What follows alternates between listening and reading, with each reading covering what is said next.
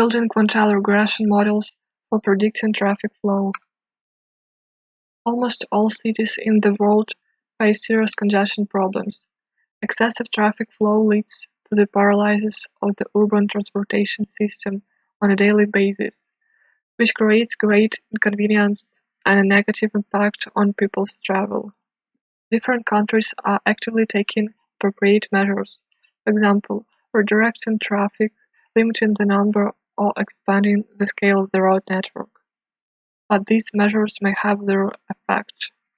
The relevance of this work is to find tools for managing and monitoring these processes in cities, according to the developing but still insufficient scientific literature, which focuses on how the dynamism of intelligent transport system affects urban innovations and how traffic management tools can be activated to obtain optimal results.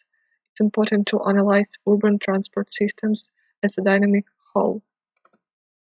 The aim of the work is to research the efficiency using quantile regression models for predicting traffic flow, to evaluate the accuracy of the prediction, and describe the applicability to improve the road traffic system.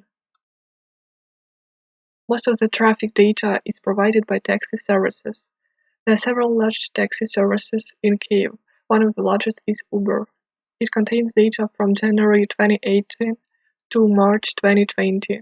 The data is divided into sets, each of which contains information about the average taxi speed on a segment of the region's road for each hour of each day of a particular month. The data includes only those observations for which there is data on at least 5 unique trips on this segment at the time point. The choice of quantile regression for traffic forecasting is reasonable for several reasons. Firstly, it allows to estimate not only the mean value of the dependent variable, but also several quantiles of the distribution of this variable.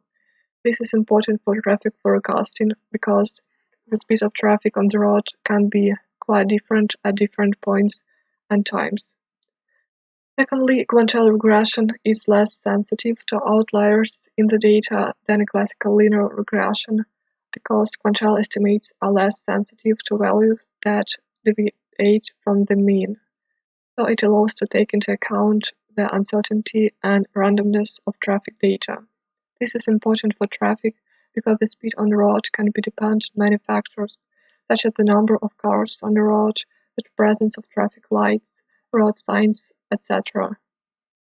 Based on the selected dataset, the following machine learning methods were chosen for analysis are key nearest neighbors, random forest, gradient boosting, and XGBoost.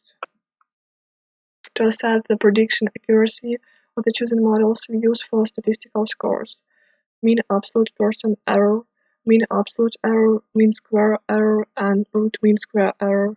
They are calculated as follows. On the next 2 slides, you can see results of experiments for all 4 models with charts and with tables. Gradient boosting and XGBoost methods showed good results for the medium, as this metric is quite close to the MCE. However, for lower quantiles, where prediction should be more conservative, these methods may be less effective.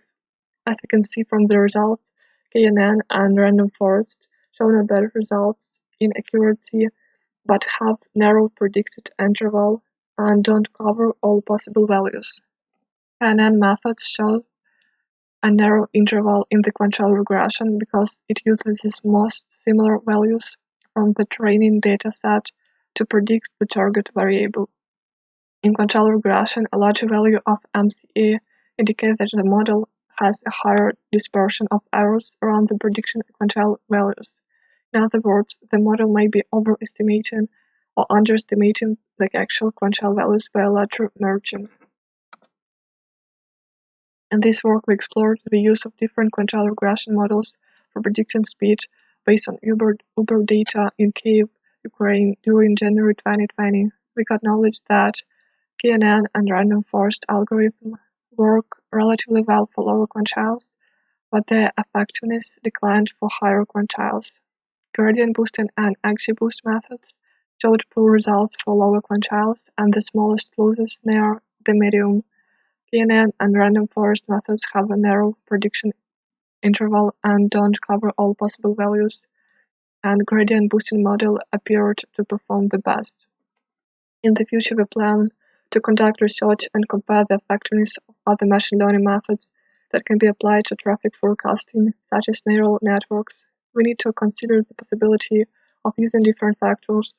For example, we can add data on weather, events in the city, roadworks, and accidents, which will help identify key stress points in cities.